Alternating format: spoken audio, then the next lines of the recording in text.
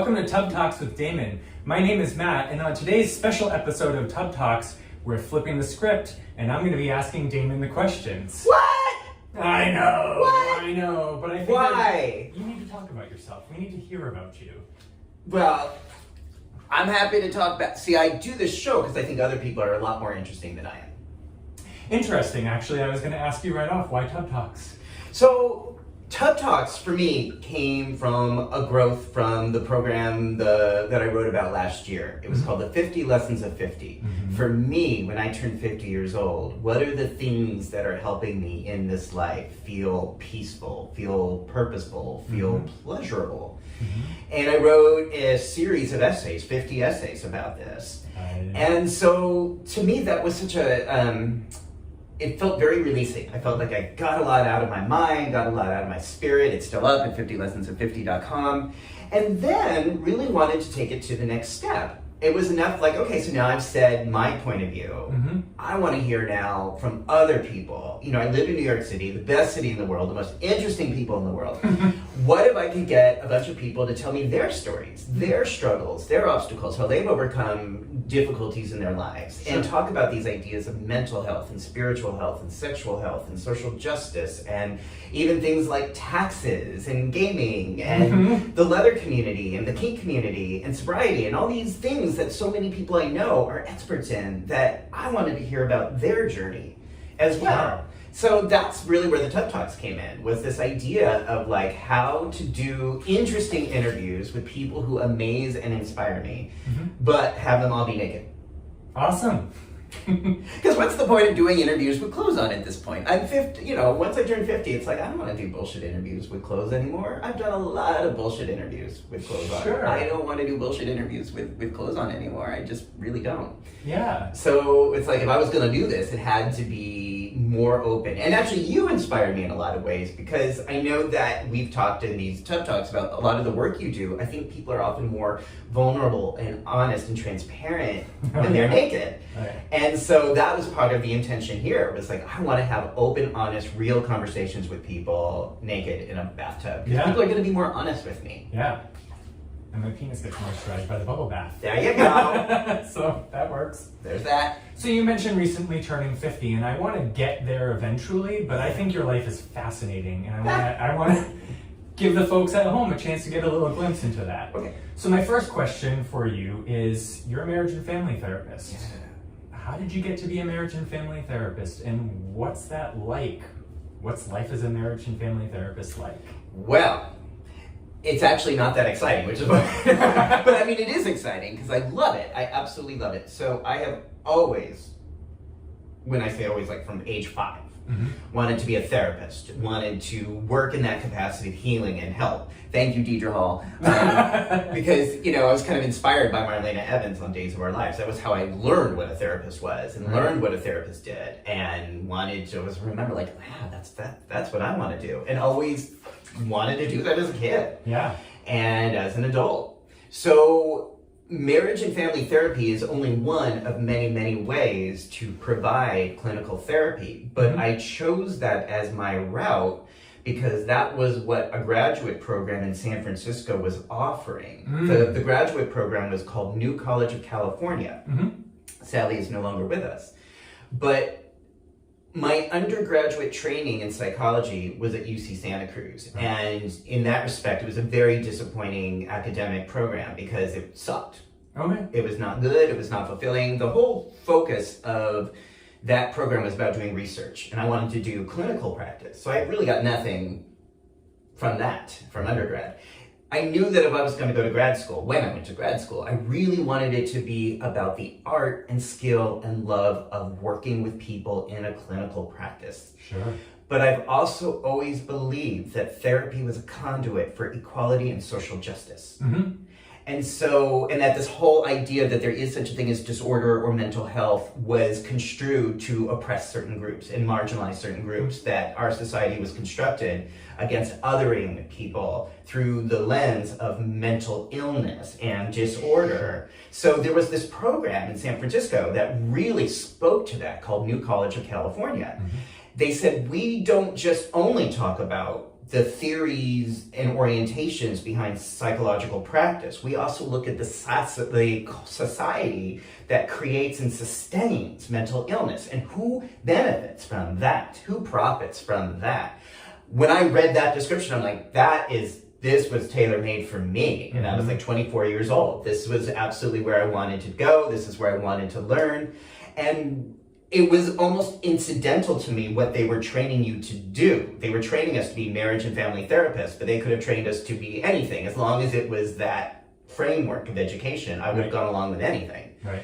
So what that means is that the program was really geared to help us learn all of these ideas and prepare us to take the California state exams in order to become licensed marriage and family therapists, which is a really, really general way of saying people who are in relationships. Any kind of relationship with humans, relationships with people they're married to, relationship with people they love. Even for me, that incorporates relationships that people have with their animals. Sure. Because that's a very real relationship, and it is extremely painful when someone loses a loved one, a pet. So it was this whole idea of helping people in relationships have better relationships. Awesome. And that's where I got on this track that I'm on now. And that has incorporated a lot of different jobs over the last 26 years. Yep. A lot of different placements, a lot of different internships, a lot of different work situations. But I have been doing my own thing now, my own private practice for 12 years. Wow. And that is good for me to do that. I knew you when you were starting your practice, Yes. obviously. You knew me And when, I can't believe it's been 12 years. Wow. Yeah. Okay. You talked about relationships in your answer, and you wrote a book about rational relating, which asserts that bringing rationality to any kind of a relationship, whether it's romantic or a work colleague or a pet or a friend, bringing rationality to that relationship can help it more than bringing emotions to it. So what I want to know is, as someone who practices rationality regularly, how do you deal with people who are just coming at you emotionally? And how do you think rationality can be applied to help people who are really feeling like, look, my emotions are my emotions, and like, I don't want to be rational about it? So when I say rationality, it sometimes gets confused with like a Spock, blank, robotic, stoic appearance. And that to me is not what rationality is about. Rationality is simply about prioritizing facts over feelings. Prioritizing what is rationally, objectively true versus what is subjectively, emotionally true at that moment. Not that there is anything wrong with emotions and feelings and emotional reactions. It's just not necessarily conducive for health and wellness to lead and react to that on all times in work and family and fulfilling relationships. I say it's something like, it's like getting drunk. It's like there's nothing wrong with getting drunk. You just don't want to make major life decisions or drive or be responsible or do major things or say things you regret when you're under the influence of a drug or alcoholic beverage. Sure. So emotions can sometimes impair our judgment and get us to do and say things that can be quite destructive, quite dangerous. And when relationships are fueled on that, they're often quite turbulent, full of conflict, tension, worst case scenario, violence. And that is the work that I do, is to help people step back from that reactive place. Not to say it's wrong, but just to say we don't have to react to overwhelming feelings and emotions. Relationships can be so much more fulfilling and sustainable when we lead with objective, rational facts. Great. And you're right. I mean, I deal with a lot in all parts of my life where people are coming at me not from a rational perspective. Sure. And I guess how I deal with that depends on the context. It's like, okay, if I'm working with them in a professional situation, then I have that consent to work with them and kind of do some limit setting on that, and to use that as an educational experience when something like that happens. But a lot of people, in the other world, the prep world, the other things I do are not really interested or invested in being rational or actually having integrity or compassion in their interactions. So. Sure. I don't really necessarily deal with that, or if I don't have to. Okay. What I will tend to do is just remember a quote that helps me out a lot, that attack is a cry for help. Oh. That when people are being attacking and aggressive, it is almost always their way of saying, I'm really in pain and I don't know what to do with that pain.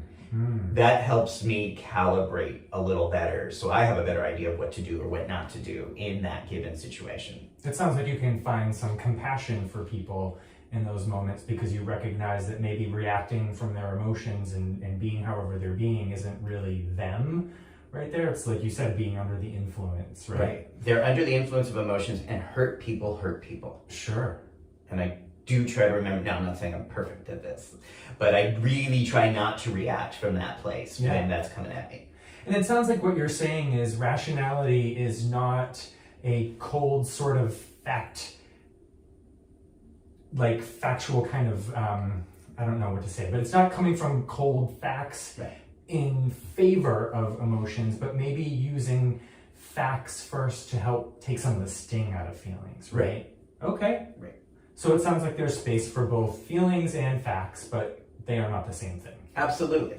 Got it. Absolutely. And again, if we are being intentional with having relationships and experiences that are more conducive to serenity and joy and pleasure and fun, that means prioritizing rationality over emotional reactivity. Sure. Again, it's not a moral issue. It's just saying that we want to prioritize and more often than not lead from rationality than from emotionality. Okay. So we're talking about rationality, emotionality, what's true, what's not. And it reminds me of A Course in Miracles. Yeah. You're a student of A Course in Miracles. You actually introduced me, and I'm a student of A Course in Miracles. And I want to know about how you got into A Course in Miracles and how it informs your life today. So, back in 2003, one of my very best friends in the world named Chris Bender, when we were both living in Palm Springs, and we were very, very tight. And he came to me like in the early summer, around this, early summer of 2003, and said, hey, I've been going to some lectures at this local church about Course in Miracles. I was like, Chris, that's a fucking cult, man. Like, what are you getting into? And he's like, no, really, it's not a cult. It's just really interesting. And he's like, I think you would like it. And it's like, dude, I don't want them to indoctrinate you. So I went with Chris a few times to a Monday night lecture on Course in Miracles at a local church in Palm Springs, where the speaker is named Jacob Glass. And the purpose was protecting Chris from being indoctrinated and brainwashed. Well, lo and behold, it turns out Course in Miracles is not a cult. It is simply a course. It is simply a learning program. You either do it or you don't. You study or you don't. There's no in, there's no out, there's really no community, there's no culture around it. It is a course that you study. And once I started learning about the basic tenets and the way Jacob Glass was teaching them, I was absolutely fascinated because so much of the ideas of Course in Miracles are very much in tandem with cognitive behavioral therapy and the way I was practicing. But then when I looked at it from the point of view of what had gotten me through life, it absolutely was like, this makes so much sense to me. There was something about the words, there's something about the lessons which just spoke to my central nervous system and said, chill, it's okay. Yeah. You really don't have to have control. And even if you think you're in control, you're not. But what you do get to do is have some semblance of joy in this life. And if you work at it, you will have some peace in this life if you change the way you think. And by the end, can you say that again? If you really work at it, and you really, really work at it, you can have some peace in this turbulent world, in this turbulent life. And that is what the Course really began to offer to me in terms of studying what these ideas were about and then applying them in day-to-day life. By the end of the summer of 2003, Chris had gotten bored and he stopped coming. But I continued to go and study with Jacob Glass for the next couple of years until I moved to New York. because I realized, wow, it would just be like if I wanted to change the way my body was looking, if I wanted to add muscle, if I wanted to add, texture or depth or definition, I would be very concentrated on a workout program for that, if that was my goal. Sure. And I realized my mind is the same way, that if I was going to change my mind, if I was going to have an easier quality of life, that meant I wanted, not needed, but wanted to work out my mind muscles in a different way so I could experience life and relationships in a really different way. And I got very, very serious about that. When I say serious, I mean, I would go to Jacob's lectures on a Monday night. I would sit there, take notes, as many notes as I could. He talks very fast, so I was trying to keep up.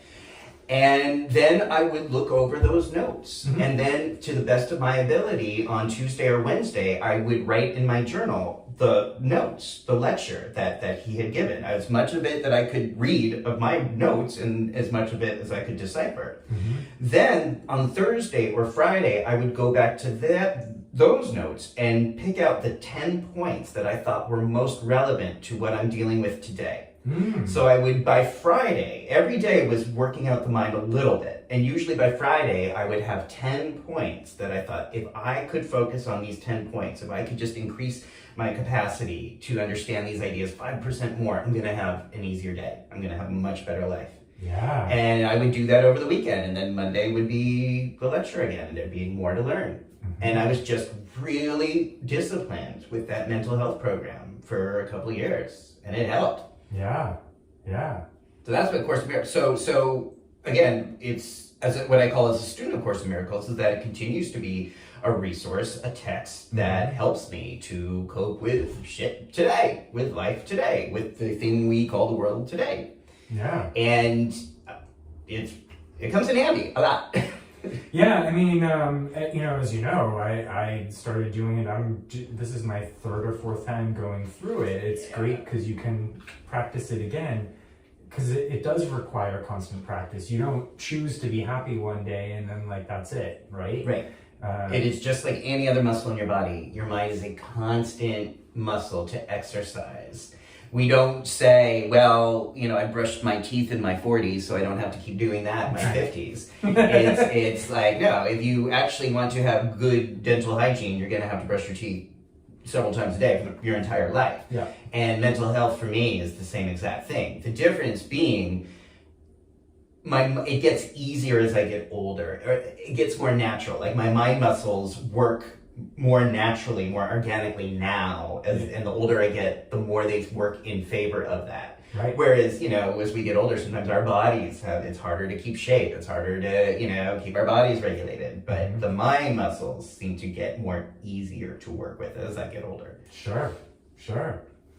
So, you mentioned the repetition and all of that. And when I think about you, when I think about repetition, I think about the word should. Ah, yes. You're the shouldless guy. That's how I know you. You wrote a book called Absolutely Shouldless. Yes. And we could probably have 7 Tub Talks about this word. I perceive it as something that is helpful to your mental health and that you want to share with other people. So I'm asking you to tell us a little bit about how you became the shouldless guy. Just talk a little bit about that. What are shoulds about? Why are they bad? Well, they're not bad. Okay. They're not, but they're damaging. Sure. They're harmful. They're like cigarettes. 1 or 2 are not going to kill you, but if you keep using them, they have a cumulative effect. Sure. And one rarely ends at itself. So shoulds are very similar that way. So here's what that word means to me. And why this became kind of my selling point as a human being first, then used it in my therapy practice. Right. There was a lot of mental health struggles I had growing up. And a lot of things that I was going through, which internalized in my mind that you're not a good person, you're not a good human, you're not lovable, you're not a good friend. I know a lot of gay people have that, so I know that's very common amongst gay youth. I had those messages coming at me directly and indirectly in many ways growing up. many gay people cope with these messages by becoming good at something or excelling or achieving in something. Yeah. I wasn't good at much. I wasn't good at anything as a kid. I wasn't a good student. I was not academically smart. I wasn't a good athlete. I was no good at sports. I didn't like Star Wars. I didn't have friends to share that kind of stuff with. You didn't play a musical instrument. I didn't play a musical instrument. I had piano lessons, but I wasn't good at it. I did like acting classes. I took theater classes, but I wasn't good at it. I mean, I wasn't a good actor and singer, dancer. Right. I just wasn't really achieving much. So I had all these internalized ideas that I'm a piece of shit, I'm no good, and all of that over time had a cumulative effect that led to some pretty serious suicidal ideation, what we call ideation. And there was a part of me that when it actually came to making a suicide attempt, resisted it. There was like a part I call God, because that to me is what that energy is about, that said, don't do this. Yeah. You can, if you have the power to end your life, then you have the power to stick around and fight. And that was like 12 years old. Say that again. If you have, this was on Overland Avenue in Culver City when I was preparing to fling myself in front of oncoming traffic. And something in me said, God, Spirit said, don't do this. If you could end it this quickly, you could stay, you can fight. Stick around and fight this. Beautiful. And that's what I've been doing. That's what I've been fighting. But that didn't, so that helped me stick around. And in a way that was adaptable at that time, it helped me because I sort of then separated from over-emotional Damon. Okay. Like, I kind of did become a little bit robotic. Like, I was like, okay, it's not what we call in psychology disassociating, but it was a sort of semi-conscious separating from that part of who I am. Okay. Putting emotional Damon in a room and shutting the door so he couldn't drive the ship anymore, so that I could get into life and survive and actually show up in a different way. Okay. All of that was functional, but when I started school in Santa Cruz, a lot of that came to the forefront. Like emotional Damon, who had been in this room for 7 years, like started screaming and kicking and making a really big deal. And it was really disruptive and difficult to handle that. And finally, some very kind people suggested nicely that I talk to a therapist. And which had never been in my purview before. Like, I don't come from a family where that's done. You don't do that. Right. So I got help for the first time when I was 18. And this therapist, Patrice Mansour, who I think is still working in Santa Cruz, the question she asked that really broke through this, when I was overwhelmed and not able to really show up in my life, she said, have you ever felt like this before? And it was like, oh, fuck, yeah. And that put together the segue of what I was coping with in the present day with things I had put back in childhood. And I worked with Patrice for several months, and toward the end of that academic year, May 17th, 1990, I was just sitting outside having lunch at College 5, Porter College, and it just came out of my mouth. It's like, I think the only thing that I've ever really done wrong is to say that I should be different from who I am. That I should be masculine, that I should be straight, that I should be smart, that I should be good with people, that I should be good at something, that I should know what to wear, that I should be one of those gays who always is witty or whatever. It's like, the only thing that's really messing with me right now is not the reality, is the shoulds about reality. Oh, yeah. And something about that clicked right there and then. And it felt so good. It's like, okay, what if I go 24 hours without a should? So I tried an experiment. Well, those 24 hours felt so good. I felt so relaxed, so at ease, so empowered, so liberated. And I thought, this is good, so I'm going to try this now for a week. But because my mind is what my mind is, I know that my mind is so inundated with shoulds, with punitive shoulds. So I thought, I have to do something to make myself remember, not to should myself from day to day. So I made a sign.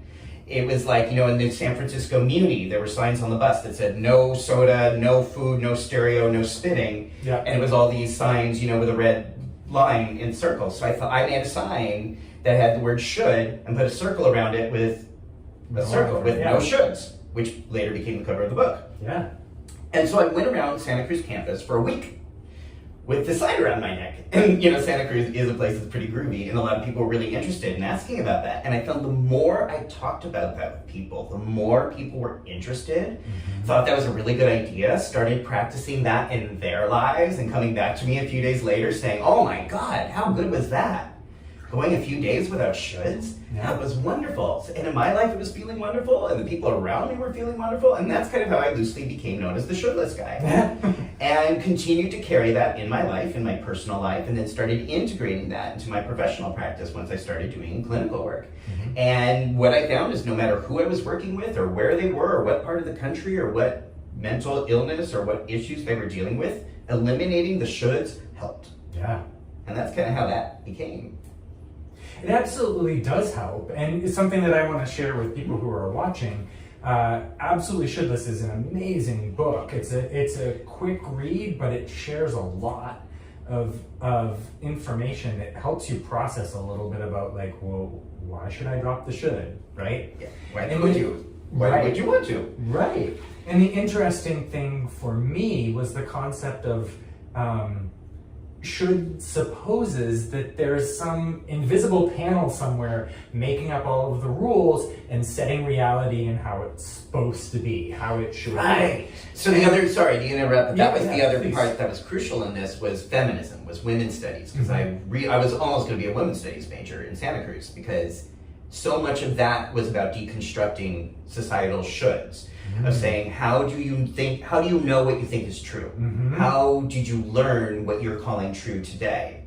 Actively challenging and questioning patriarchal truths that decimate our physical and mental health. Yeah. So that was in alignment with that. That was also how I arrived at the should thing, was because I was in this process of doing my own therapy, but also actively questioning the patriarchal structure that was set up for me to try to fling myself in front of a car at 12 years old. That wasn't an accident. Right. That was intentional. So if I could dismantle that with mental health, that would be part of that. I forgot to say that. No, I'm glad you did. I'm glad you added that. I think that that's important. I find that sometimes people view their shoulds as immutable, as absolute fact. He should have X, Y, Z. And I find that it's helpful to just recognize that nobody made that rule except for you. And taking the accountability for that should really makes a big impact, because you can change your entire world by just accepting that maybe the phrasing, maybe the way I'm looking at this is not the most helpful way. Right. Yeah. And there's so much room there. There's so much space to breathe and start to say, maybe everything I've learned isn't 100% accurate.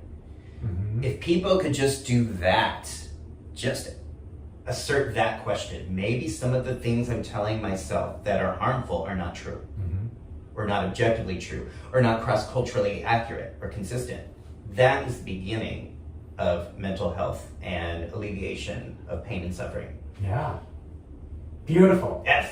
So, sort of towards the beginning, we talked about how you recently entered your 50s. Yeah! And I can't believe it. I've known you for so long.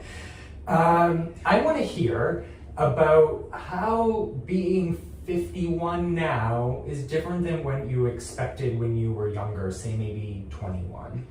And I want to know what you would tell folks at home about aging, regardless of their age, that might help bring them some peace. Sure.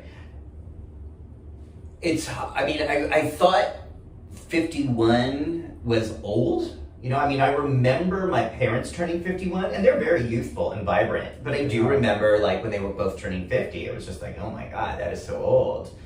And I'm sure 51 seems old to 21-year-olds today. But I do think we're in such a different moment because there's so much more visibility. It used to be in arts and entertainment, you would never see women over the age of 50 in any TV show or movie unless they were like the nurse or the grandma. Yep. You know, there was an erasure of women's stories over the age of 40 when I was growing up. Mm-hmm. So, and sometimes some actors like Jack Nicholson or some of the older actors could still get work, but still they weren't really the driver, they weren't the protagonists of the stories that were being told. Mm-hmm. So there was such an erasure of people over the age of 50 in stories, in movies, in arts and entertainment, other than being relegated to supporting characters. Mm-hmm. So that's kind of what I thought was going to happen when I turned 50. I thought, okay, you slow down.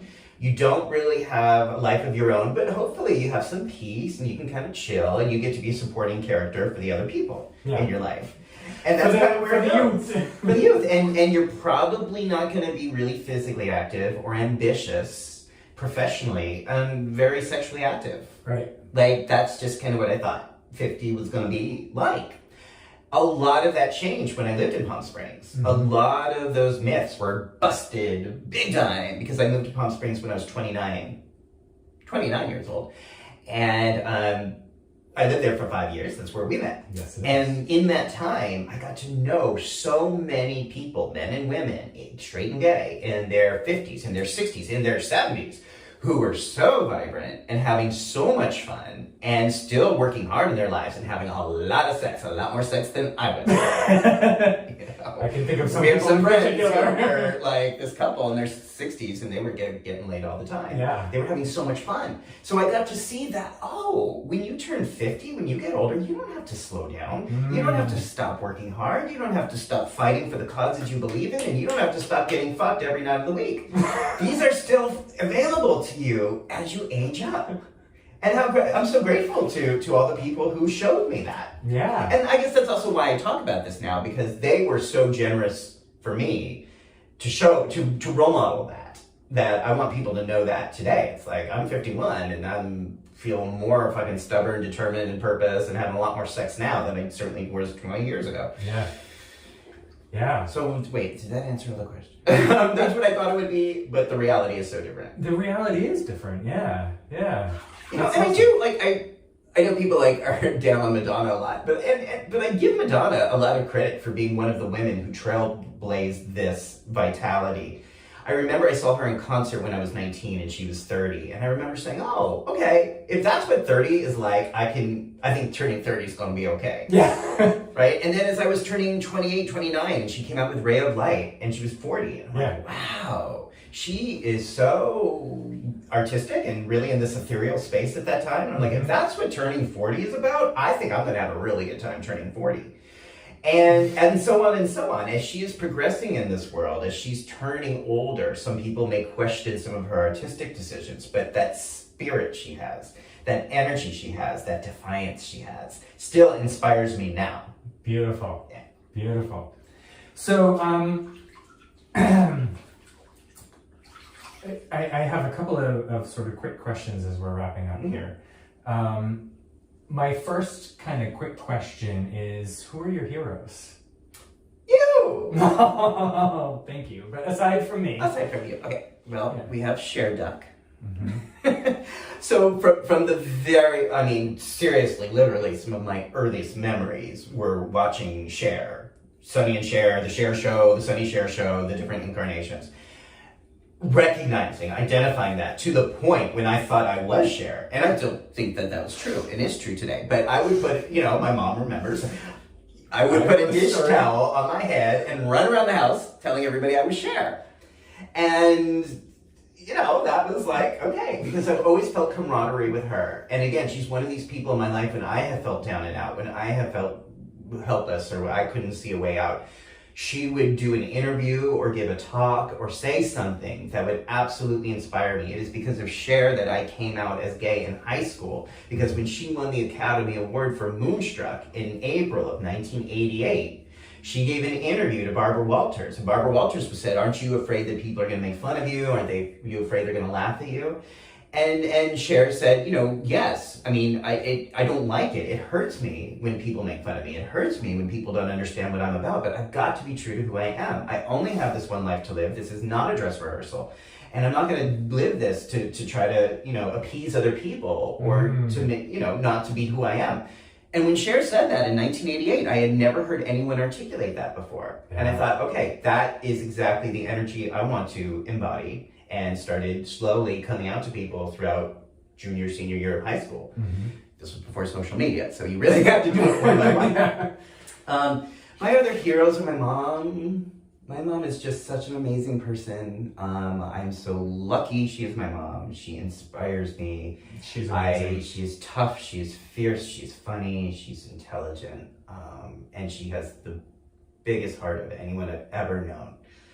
She's a huge heart, and she makes a really good chocolate cake. She makes an amazing chocolate cake, amazing pancakes, and it is, I absolutely attribute those voices that I could internalize that told me, don't kill yourself, fight this, stay and fight, you're worth fighting for. Those I absolutely trace to my mom. Yeah. So she inspires me, and I can only aspire to be like her in my life. Beautiful. And gosh, there's so many people I look up to, but this is such a cliche, but I really love what Barack Obama stands for. Mm-hmm. And I know that's such the easy answer, but it's a real answer for me.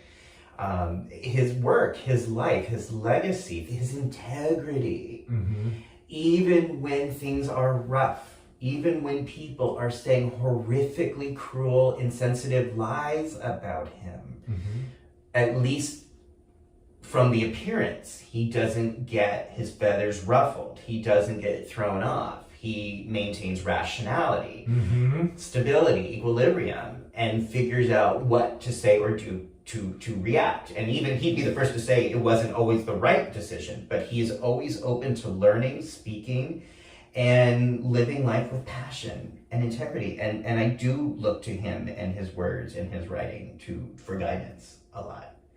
I think in that answer you kind of point to something from A Course in Miracles, that the defense makes the attack, right? Like you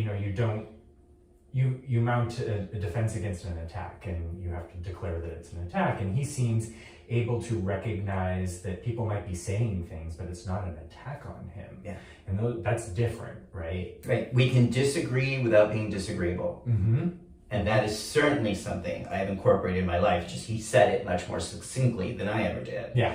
But that is certainly a tenet that I think holds true. Yeah.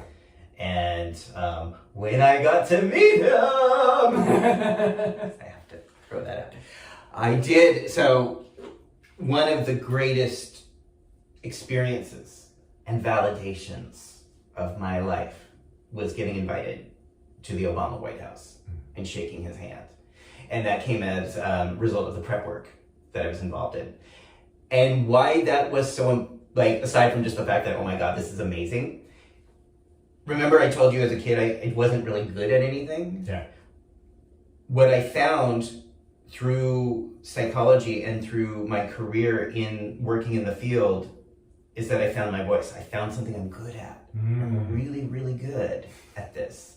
I'm not perfect, but I'm good at this. And continue to feel empowered, especially around group therapy. Working in the county mental health system, doing the day treatment program. The day treatment was where people would come to be in the clinic from 9 a.m. to 3 p.m. Right.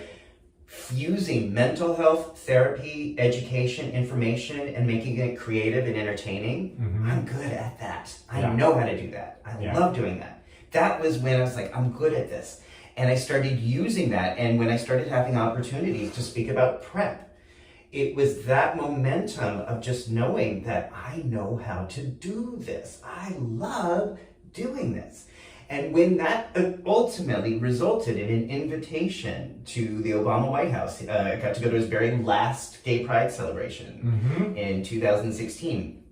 Not only was that amazing, it was such a validation. I went back and wrote a letter to Emotional Damon, who was too weird and wasn't okay to be who he is, who was not a good student, who was not considered to be good and very much. And I thanked him because it was such a validation that I'm okay who I am. Yeah. And to be able to kind of go back to childhood Damon and say, kid, you're good. because of who you are, because you stuck around and you fought. I get to be who I am today. I get to have fun, and I get to have purpose, and I get to have friendships. Yeah. And I got to meet fucking Barack Obama because of you. So on this journey, that's kind of where it comes full circle for me, was that experience. Yeah, that's beautiful. Okay, as we both get a little weepy, I have one more question. Yeah. You and I have spent a lot of time talking about the world, and the state of the world, particularly now, is not looking so hot.